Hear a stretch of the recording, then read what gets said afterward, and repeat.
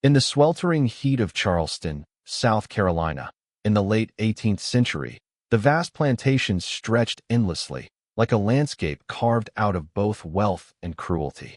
Magnificent rows of cotton, indigo, and rice fields spread under a relentless sun, the earth tilled by the labor of those who were not free. The grand mansions of plantation owners gleamed in stark contrast to the small, crowded quarters of the enslaved. From the outside, life might have seemed orderly, almost idyllic, with fine horses, polished tools, and disciplined rows of workers. But beneath this surface of apparent civility lay a world of relentless suffering, whispers of fear, and the quiet, burning embers of rage. The hierarchy was rigid and cruel. White overseers enforced brutal discipline, wielding whips and chains, and punishing even minor infractions with savage precision. Every day, the enslaved endured a system designed to strip them of dignity, hope, and identity. Children as young as 7 were forced into the fields, their small hands bruised by heavy labor, their voices silenced by the omnipresent threat of punishment. Mothers could only watch helplessly as their babies were taken to work in the sun, and fathers were bound to the rhythms of the fields, their lives measured in toil and fear. This was a world where survival demanded both obedience and an internal suppression of pain, a constant battle between despair and the fragile spark of resistance. Life on the plantation was a delicate choreography of terror and adaptation. The overseers were relentless, patrolling the fields with hawk-like eyes, ready to punish any perceived slowness or defiance. But the enslaved developed their own subtle systems of communication, gestures that allowed them to share warnings and messages without attracting notice. A tilt of the head, a particular cough, the arrangement of tools, small, almost imperceptible signals, passed along secrets and news, sustaining a sense of community even under the watchful eyes of those who sought to crush it. Within the confines of these cramped quarters, evenings brought a brief reprieve.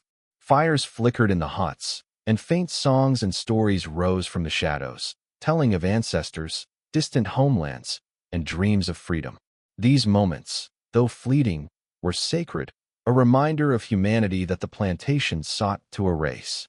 Children would cling to their parents' tales, learning history and hope together, even while their bodies ached from the day's labor. The contrast between the wealth of the owners and the deprivation of the enslaved was stark. While the masters feasted on rich meals and candlelit halls, the workers survived on meager rations, often spoiled or insufficient. Hunger gnawed at the edges of their minds, sharpening both fear and resentment. And yet, even in this oppression, life persisted, small acts of defiance emerging in hidden corners, whispers of rebellion taking shape in secret. The psychological toll of this environment was immense. Every day, enslaved individuals were forced to navigate a treacherous landscape of obedience and covert resistance. Fear was constant, a heavy presence that shaped behavior and thought. But alongside fear, there was anger, simmering just beneath the surface, ready to ignite. Stories passed down among the enslaved recounted instances of cruelty so horrifying that even the owners shivered in private, though they rarely acknowledged it. Beatings were not only physical but symbolic, intended to destroy the spirit as much as the body. Families were torn apart, marriages disregarded, and children taken as property to be sold without consideration. The enslaved learned quickly that survival often required masking emotion, hiding outrage behind a veil of compliance, and waiting for moments when courage could safely emerge. In these conditions, the seeds of rebellion were planted, not in grand speeches or proclamations, but in quiet determination, shared glances, and whispered promises of justice. The plantations were a theater of contrast, opulence and brutality, laughter and weeping, freedom imagined and freedom denied. Each day's labor was a silent testament to human endurance, a battle waged against a system designed to erase individuality and will. Amid the fields, under the scorching sun and swaying crops, stories of resistance circulated quietly. Some were cautionary tales, recounting those who had attempted escape and faced brutal repercussions. Others were inspiring narratives of cunning and resourcefulness, small victories in which enslaved people outwitted overseers, hid stolen food, or secretly aided one another in ways that defied the rigid order. These stories were vital, sustaining hope and identity, creating a sense of shared purpose among those who were forced to endure.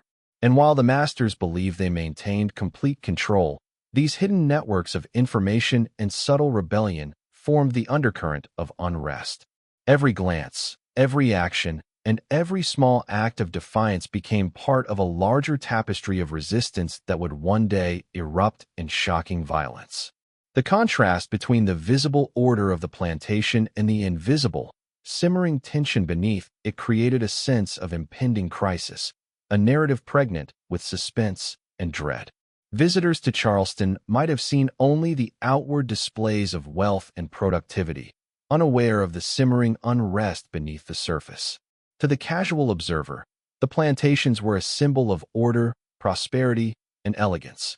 Yet, the enslaved experienced the opposite, a relentless grind, where the body and soul were commodities and freedom was a distant, almost mythical concept. The psychological burden was compounded by isolation. Slaves were removed from extended family networks, forced to live in quarters that denied privacy and individuality, constantly monitored by both overseers and neighbors who could betray them. But even in this suffocating environment, human ingenuity and resilience flourished. Secret meetings, coded songs, and hidden symbols provided a lifeline to collective identity, a quiet defiance that no whip or threat could fully extinguish. These small acts were the invisible scaffolding upon which larger resistance would be built, a psychological preparation for the dramatic events that were yet to unfold.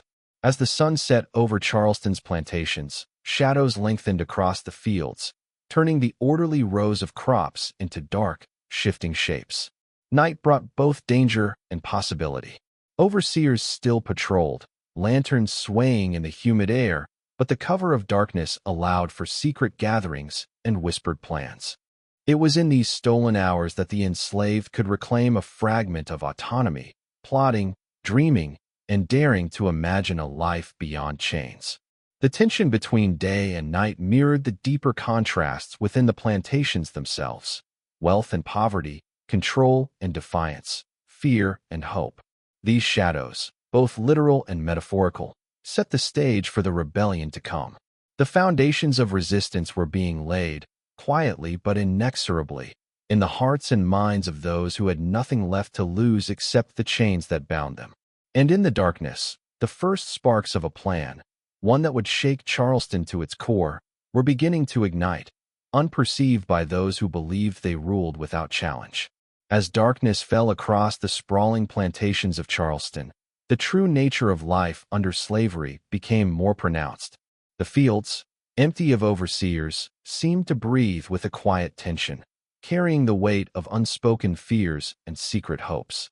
While the daytime enforced labor and obedience, night became a realm of whispered conversation, subtle movements, and clandestine planning. The enslaved understood that their survival depended not only on endurance, but also on intelligence, secrecy, and trust. Every word spoken, every gesture exchanged had to be measured carefully.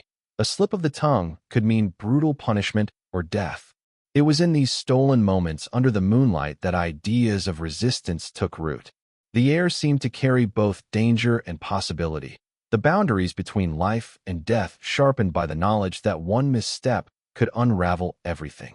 In these hours, the enslaved wove networks of communication so subtle and intricate that even the sharpest overseers rarely noticed them. Small signals, a shift of a hand, the tap of a tool, a cough at the right moment, conveyed information, warnings, or encouragement, forming an invisible web that connected men, women, and children across fields and quarters. These secret networks were not merely functional. They were symbolic, a testament to human ingenuity and courage in the face of unimaginable oppression.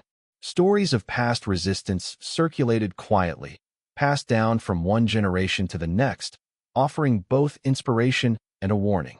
Some told of enslaved individuals who had dared to challenge authority and paid with their lives.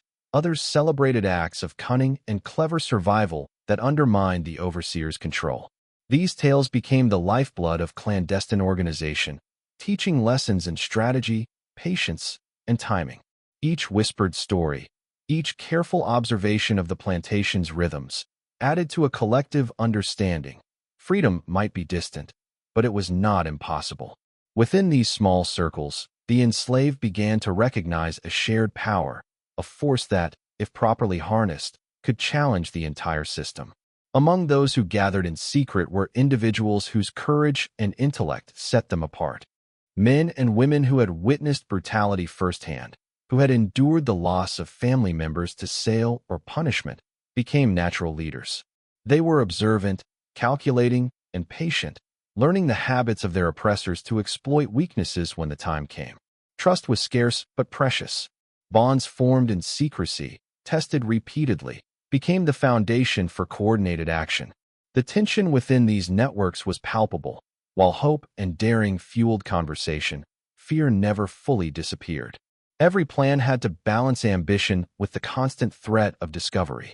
One careless word could destroy not just a single life, but the lives of dozens, unraveling years of quiet preparation. It was an existence of heightened awareness, where every shadow could conceal a friend or a foe, and every silence carried the weight of potential betrayal. The psychological dynamics within these secret gatherings were complex. Leaders motivated others with a mix of inspiration and caution, knowing that morale could be the difference between bold action and despair.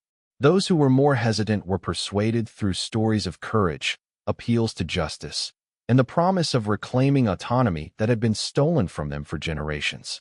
Discussions often revolved around not only the practicalities of rebellion, timing, weapon acquisition, escape routes, but also the emotional toll it would take. Many understood that even the most successful action could bring devastating consequences, not only for themselves, but for the broader community.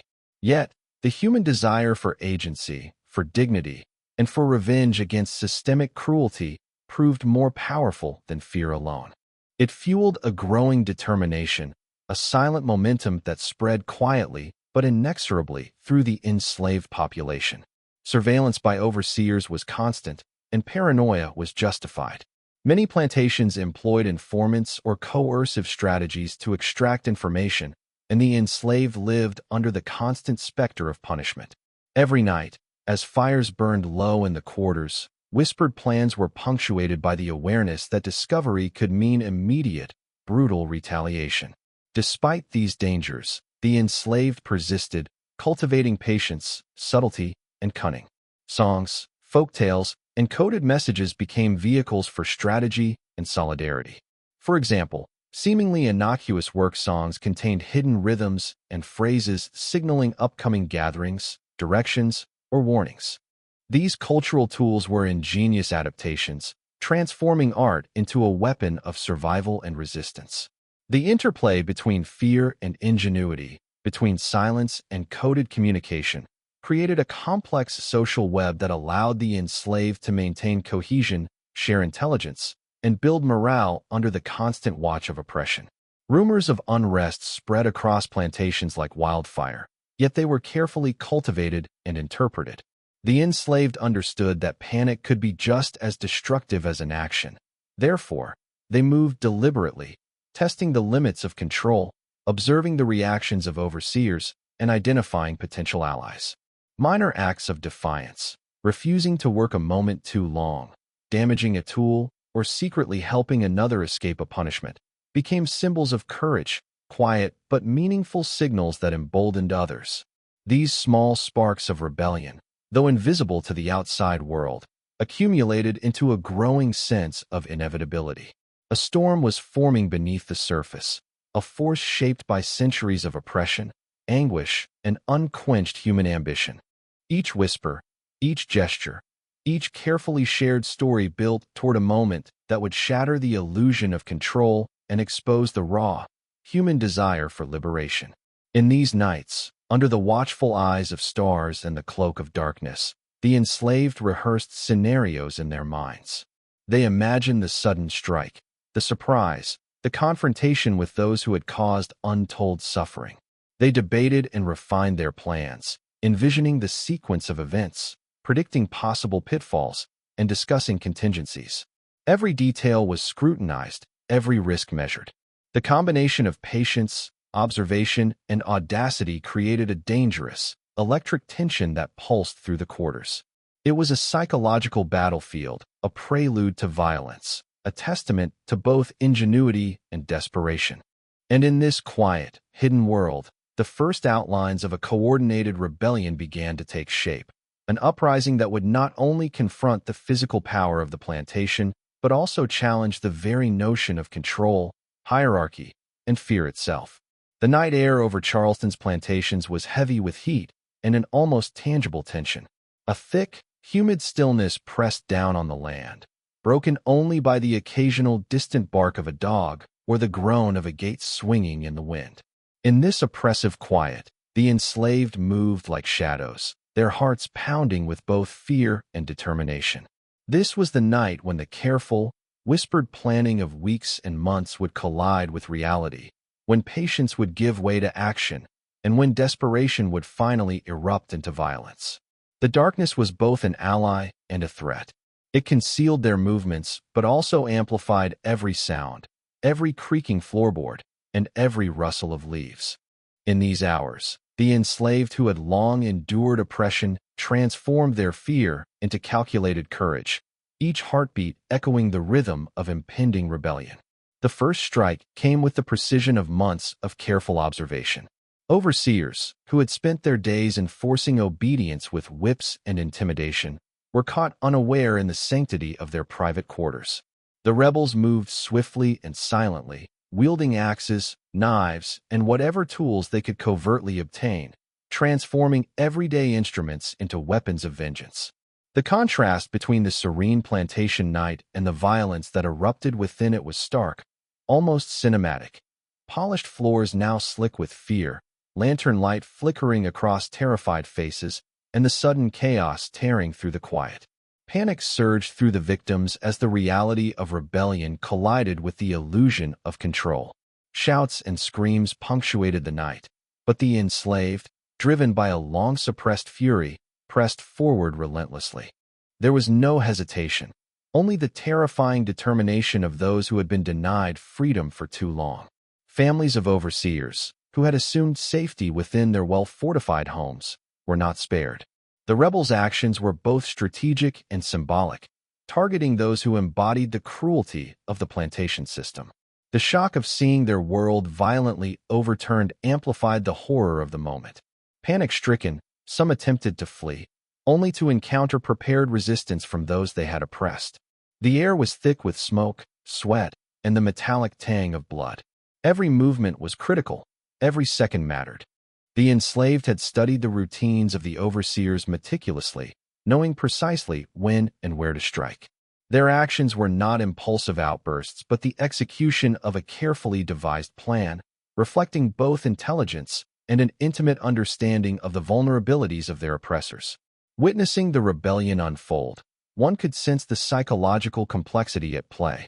The enslaved, while acting with lethal force, were not driven by mindless rage alone. Their actions were motivated by years of suffering, the theft of family, the denial of basic dignity, and the relentless cruelty they had endured. Each strike was a statement, a declaration that the invisible chains binding them would not last forever. Conversely, the overseers' terror was immediate, visceral, and all-encompassing. They realized too late that their assumed authority, built on fear and violence, could be dismantled in an instant. The reversal of power, even if temporary, revealed the fragility of control maintained through oppression. The night became a theater of extremes, with courage and terror, justice and vengeance, interwoven in every tense moment. The violence did not occur haphazardly. Certain locations within the plantation were prioritized, particularly homes and quarters where the authority and oversight were most concentrated. Rebels moved in coordinated groups, signaling one another with low, sharp calls or subtle gestures. Their movement resembled a deadly dance, choreographed through observation, experience, and necessity. The darkened halls echoed with both the sound of struggle and the whispers of names, cries, and commands. Panic, confusion, and adrenaline collided to create a surreal, almost nightmarish atmosphere. The enslaved had transformed ordinary tools into instruments of defiance, and ordinary spaces into arenas of confrontation. It was a violent assertion of humanity against the systematic erasure imposed upon them for generations. Amidst the chaos, moments of personal courage and ingenuity stood out. Individuals risked their lives to protect one another, to strike decisively at those who had inflicted suffering, or to guide fellow rebels safely through the darkness. These acts, often unnoticed by history, were critical to the overall execution of the rebellion. The interplay between individual initiative and collective coordination underscored the strategic intelligence behind the uprising. Even in the maelstrom of fear, pain, and blood, there was a clarity of purpose, a resolve that distinguished the enslaved from their oppressors.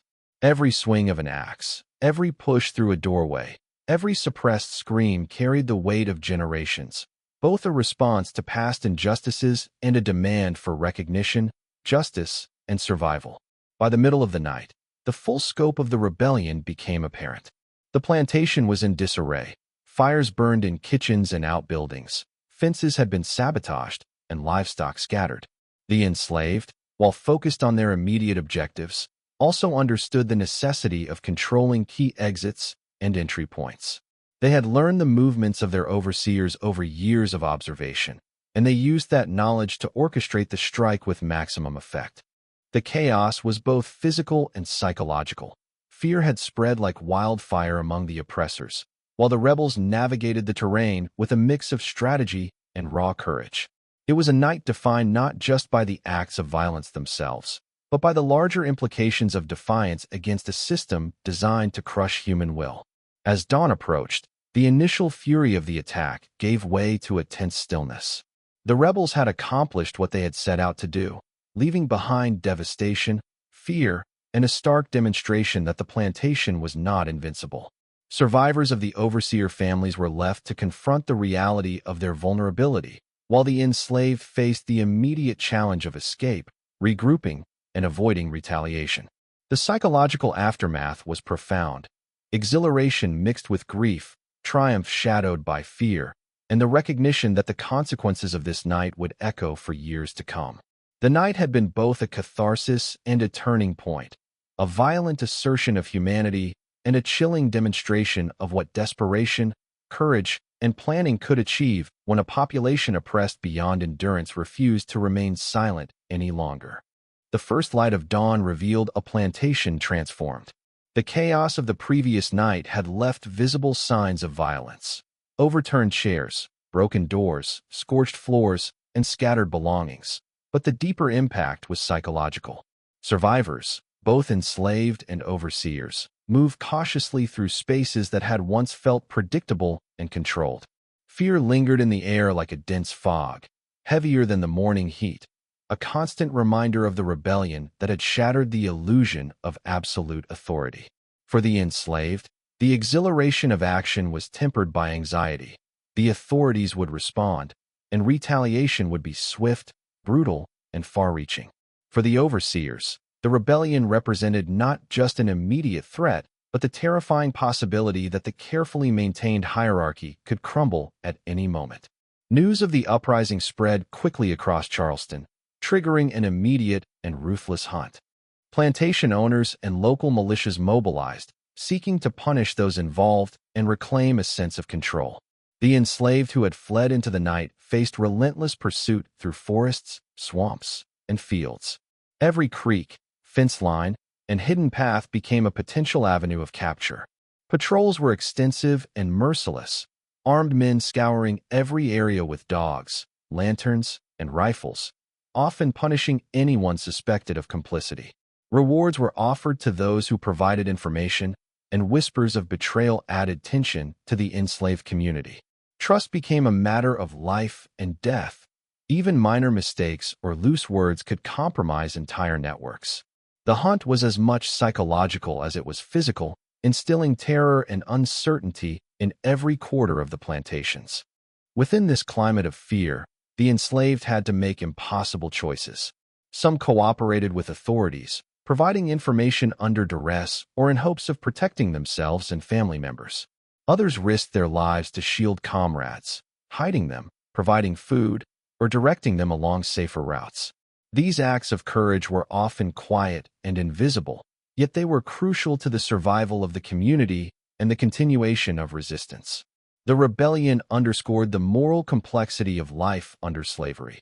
Survival often required compromising personal ethics, while resistance demanded immense courage. Every decision carried consequences, and every action had to balance immediate needs against long-term strategy. The psychological aftermath for the enslaved was profound. The thrill of rebellion was accompanied by grief for the dead, fear of capture, and the constant stress of evading a determined enemy. Those who had not participated directly also felt the consequences, as suspicion and heightened surveillance disrupted daily life. Every glance, gesture, and conversation became loaded with meaning. The need for vigilance became a central aspect of existence, and emotional endurance became as important as physical strength. Even ordinary tasks required strategy, and the enslaved learned to navigate a landscape where danger lurked in every shadow, where one misstep could be fatal. For overseers and plantation owners, the rebellion shattered confidence in their authority. The violence had revealed weaknesses they had never considered, and the realization that the enslaved could organize and strike strategically was deeply unsettling. This fear reshaped plantation life, increasing surveillance, restricting movement, and heightening control measures. Even routine interactions were now fraught with tension, as the possibility of insubordination or further rebellion lingered in every action. The event forced a reckoning with the inherent fragility of systems maintained by fear, revealing that control was never absolute, and that human ingenuity and courage could exploit any vulnerability. The rebellion also highlighted the resilience and tactical intelligence of the enslaved. Those who had planned and executed the uprising demonstrated remarkable observation, strategy, and coordination. Knowledge of plantation routines, secret paths, and the behaviors of overseers allowed them to strike decisively and then evade capture. Even amid chaos, the rebels' actions were purposeful and calculated, reflecting a deep understanding of both geography and human psychology. These acts of defiance were not random. They were informed by experience, patience, and the acute awareness that failure carried the highest possible cost. Despite the overwhelming danger, acts of heroism continued to emerge in the aftermath. Some enslaved individuals successfully eluded capture for days or weeks, moving through forests, swamps, and neighboring plantations with a mixture of courage and ingenuity. Others sacrificed their safety to help family members or comrades, demonstrating loyalty and strategic thinking under extreme pressure. These hidden acts of courage preserved both life and hope, ensuring that the rebellion's memory would endure. Even in failure or capture, the determination and resilience of the participants sent a clear message. The desire for freedom could not be extinguished, no matter the cost. In the end, the hunt reshaped the social and psychological landscape of Charleston's plantations. While physical control was eventually re-established, the fear, vigilance, and awareness introduced by the rebellion persisted. The enslaved continued to navigate a world defined by suspicion, strategy, and resilience, carrying forward lessons in secrecy, solidarity, and survival. The overseers, meanwhile, were left with an enduring understanding of their vulnerability, and the balance of power was forever altered. The rebellion, though violently suppressed, left a legacy of courage, ingenuity, and the unbreakable human desire for freedom, a legacy that would resonate long after the fires burned out and the militia returned home. The plantations of Charleston held countless stories that would never appear in official records, tales that survived only in whispers, hidden glances, and the careful memories of those who endured. While historical accounts often focused on the violence inflicted upon enslaved people or the dramatic incidents of rebellion, they rarely captured the personal experiences, moral dilemmas, and inner lives of the individuals who lived under constant oppression. These hidden voices, silenced by fear and by the deliberate erasure of their humanity, tell a story not just of suffering, but of resilience, ingenuity, and complex moral choices. Each enslaved person carried within them a unique narrative, moments of courage, small acts of defiance, secret alliances, and private griefs. Even in the shadow of brutal retaliation, these stories persisted, revealing the human spirit's stubborn refusal to be entirely broken. Among the enslaved, some acts of heroism remained unseen, their significance known only to those directly involved. A mother who smuggled food to another's child while risking punishment, a young man who guided fellow rebels through hidden paths during the rebellion, or a woman who disguised herself to observe the overseer's movements. These actions, though small in isolation, were threads in the larger tapestry of resistance. Such deeds were often invisible to outsiders, but vital to survival and morale. The enslaved developed a subtle but profound understanding of solidarity. Each gesture, each risk, carried meaning far beyond the moment, fostering community and shared purpose under extreme conditions. Their ingenuity was not merely practical but deeply psychological, sustaining hope and asserting control over lives systematically denied autonomy. Beneath the surface of the rebellion, moral ambiguity shaped choices and relationships. Survival sometimes required difficult decisions: whom to trust, when to act, and whether to cooperate with authorities to protect family or self. Betrayal, while condemned morally, was often a strategy for survival in a system that demanded impossible compromises. Conversely, loyalty and courage carried extraordinary risk. These tensions illuminate the psychological complexity of life under slavery. The enslaved were constantly navigating a world where fear, morality, and self-preservation intersected, where every action could carry profound consequences. The rebellion highlighted these dynamics vividly, as individuals faced moments that demanded both audacity and strategic thinking. In these circumstances, heroism was not always grandiose. Often, it was quiet, careful, and measured, reflecting the nuanced reality of oppression and resistance. The rebellion also exposed the limitations of historical memory. Official records prioritized property, punishment, and control, documenting the events from the perspective of the powerful. The enslaved, who orchestrated and executed acts of rebellion, were often rendered invisible, their motivations and experiences left unrecorded. Yet, oral histories preserved fragments of these stories, memories shared in hushed tones, songs with coded messages, and family narratives passed across generations. These hidden accounts reveal a more complete, nuanced picture of the rebellion, emphasizing the humanity, intelligence, and courage of those who took action. Listening to these lost voices provides insight into the emotional and psychological landscape that fueled resistance, offering a counter-narrative to sanitized historical accounts. In addition to heroism and moral complexity, the hidden stories reveal the profound emotional resilience of the enslaved.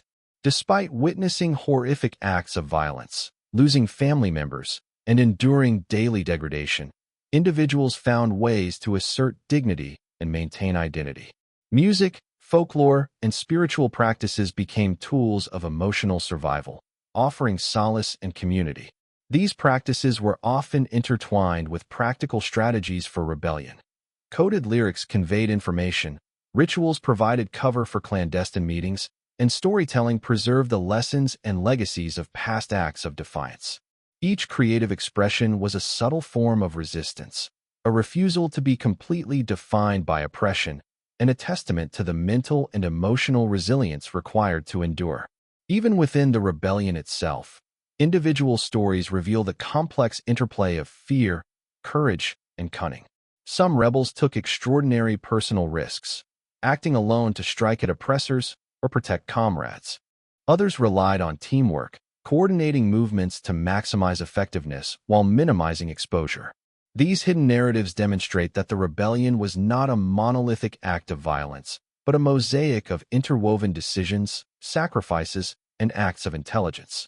Every small victory, every evasion of capture, and every strategic success contributed to the broader impact of the uprising, highlighting both the strategic sophistication and the human cost involved. The hidden voices also shed light on the profound psychological and emotional consequences of rebellion. For survivors, the aftermath was both triumphant and traumatic. The exhilaration of defiance was tempered by grief, loss, and the knowledge that retaliation would inevitably follow. These emotional layers are rarely captured in historical documents, yet they were central to the lived experience of rebellion.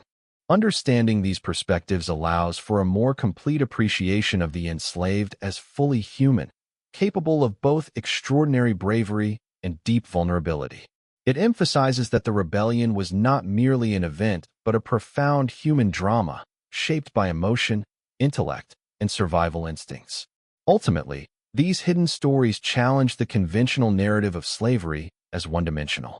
They illuminate the complexity of the enslaved community, the resilience, the ingenuity, the ethical dilemmas, and the personal courage that existed alongside oppression and suffering.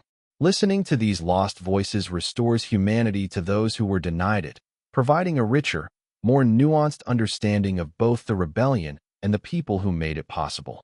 These untold narratives remind us that history is not merely a record of events, but a tapestry of lived experience, full of hidden heroes, subtle acts of resistance, and the enduring strength of the human spirit. The rebellion in Charleston, though brutally suppressed, left an enduring mark that extended far beyond the plantations. Its immediate effects were devastating: punishments, fear, and tightened control, but the psychological and cultural impact of resistance endured. The enslaved who survived carried with them the memory of the night, an indelible mark of courage, defiance, and the assertion of human dignity. Even in defeat, the rebellion became a symbol of the unyielding desire for freedom, reminding both the oppressed and the oppressors that control maintained through fear could never be absolute. This legacy, though often absent from mainstream historical narratives, resonated through generations, influencing attitudes, strategies, and the collective memory of enslaved communities throughout the American South. The psychological implications of the rebellion were profound. For the enslaved, the uprising was a validation of their strength and agency. It demonstrated that even under the harshest conditions, courage, planning, and unity could challenge a system designed to erase individuality and will. This understanding spread quietly across other plantations, shaping the consciousness of those who had long believed resistance was futile. Even small acts of defiance following the rebellion, refusing a task, hiding food, or assisting others in secret, took on added significance, building upon the knowledge that organized action, no matter how limited, was possible.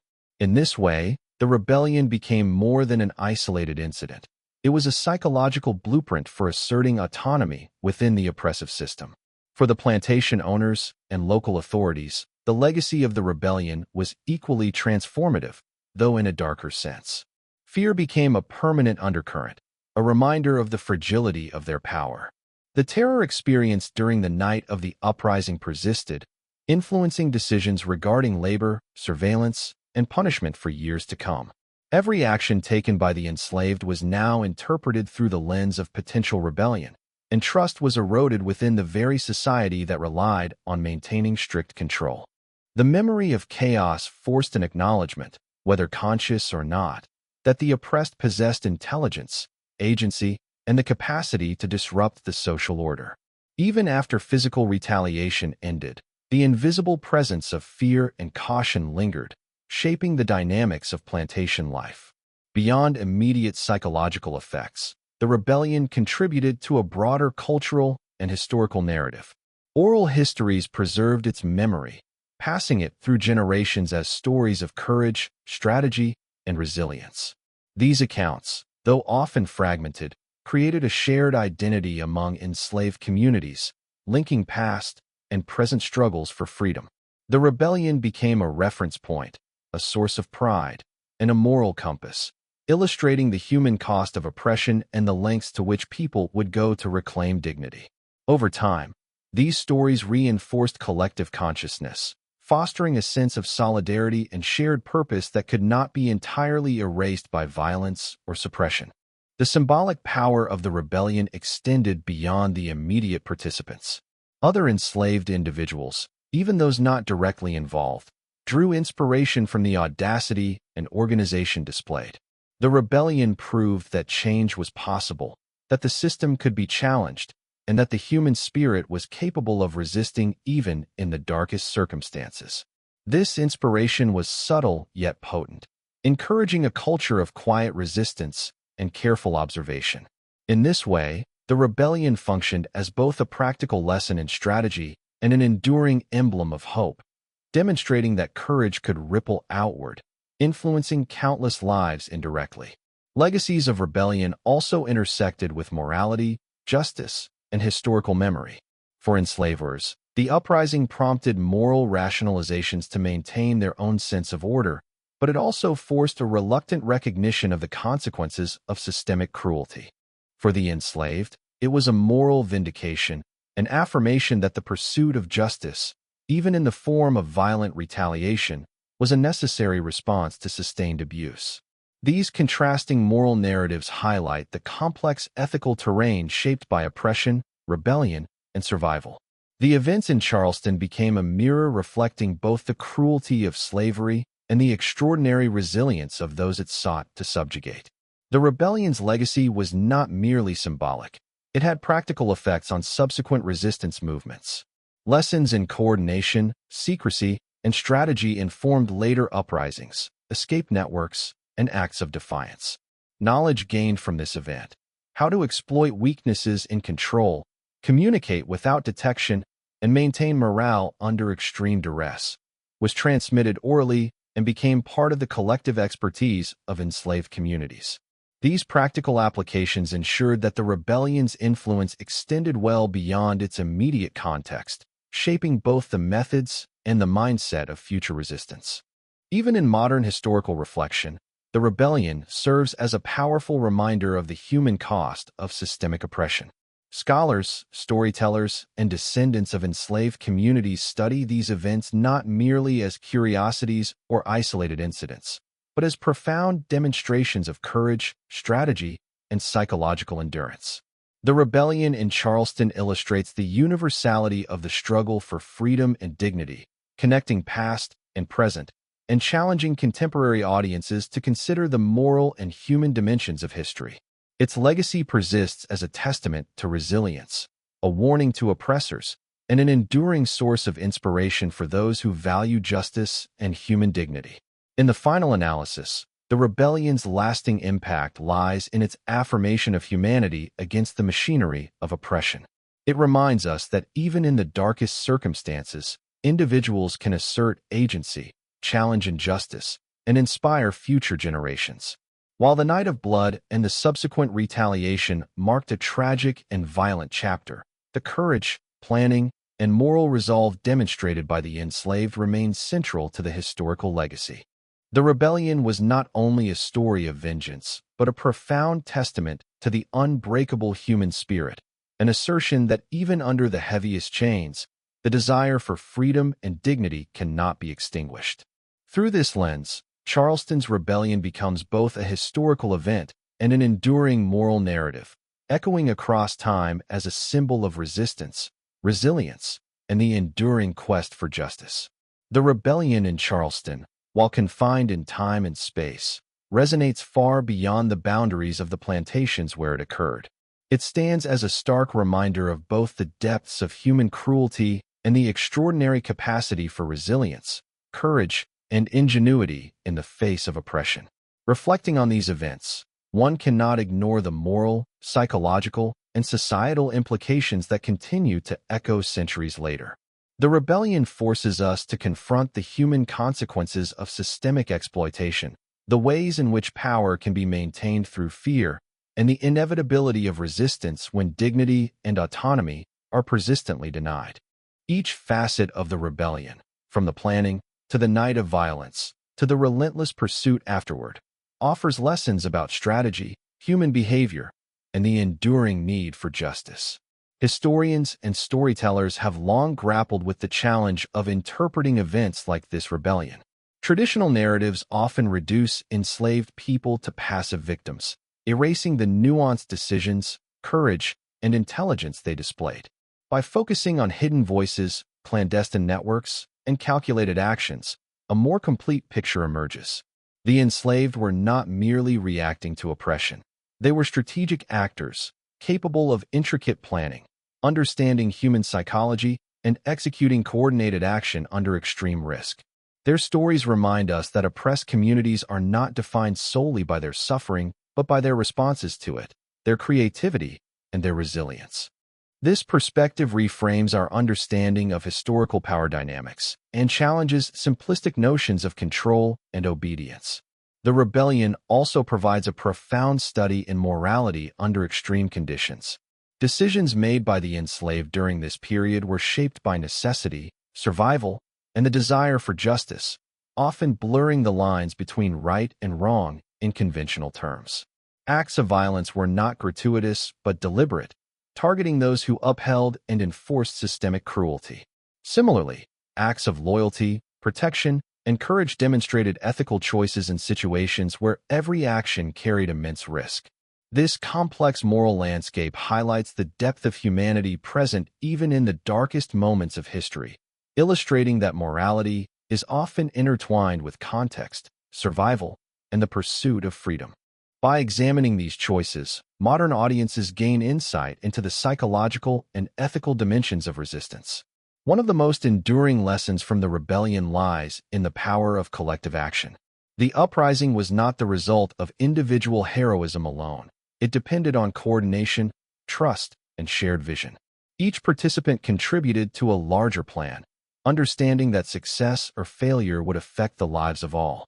This demonstrates the potential of unity under oppression and the strategic advantage of communal solidarity. Even when faced with overwhelming odds, groups with shared purpose and intelligence can challenge entrenched systems of power. The rebellion serves as a timeless example of how collective action can amplify individual courage, creating outcomes that resonate far beyond the immediate participants. The psychological impact of the rebellion on both the oppressed and the oppressors offers additional lessons. For the enslaved, it reinforced the notion that human agency could not be entirely suppressed, even under conditions designed to destroy it. For overseers and plantation owners, the uprising shattered the illusion of total control, instilling fear and forcing an acknowledgement of vulnerability. These dynamics reveal a universal truth. Systems built on domination are inherently unstable, particularly when they deny basic human dignity. Even the most meticulously maintained structures of power are susceptible to challenge when those subjected to them recognize their collective strength and resolve. Beyond the immediate social and psychological consequences, the rebellion carries historical lessons about memory, narrative, and representation. History often privileges the perspectives of those in power, marginalizing or erasing the experiences of the oppressed. By recovering the hidden voices of the enslaved, through oral histories, letters, and stories passed down over generations, we gain a richer, more nuanced understanding of both events and human resilience. This process challenges us to consider whose stories are told, whose are silenced, and what is lost when narratives are incomplete. The rebellion in Charleston reminds us that truth is multifaceted, and understanding history requires attention to the perspectives of those whose voices were deliberately excluded from the record. The rebellion also resonates in contemporary contexts, offering lessons about justice, resistance, and human dignity. Systems of oppression, whether legal, social, or economic, continue to exist in various forms, and the story of the enslaved who rose against seemingly insurmountable odds provides both warning and inspiration.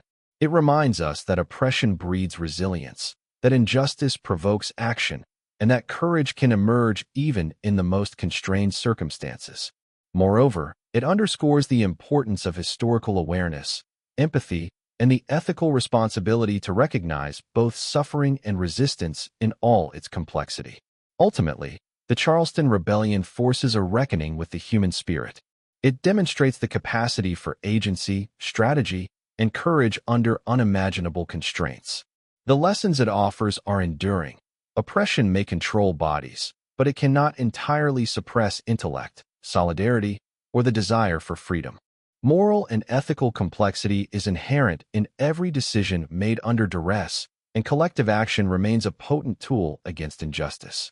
By reflecting on these events, contemporary audiences can better understand the psychological, moral, and strategic dimensions of resistance and the profound impact such moments have on both individuals and society. In contemplating the rebellion, we are reminded that history is not merely a record of dates and events. It is a tapestry of human experience, filled with stories of suffering, resilience, courage, and ingenuity. The enslaved who orchestrated and participated in the Charleston uprising left a legacy that transcends the immediate violence of that night. Their actions teach us about the enduring struggle for justice, the power of collective courage, and the necessity of remembering those whose voices were nearly lost to history. By studying and reflecting on their experiences, we not only honor their memory, but also gain critical insight into the timeless dynamics of power, resistance, and human dignity.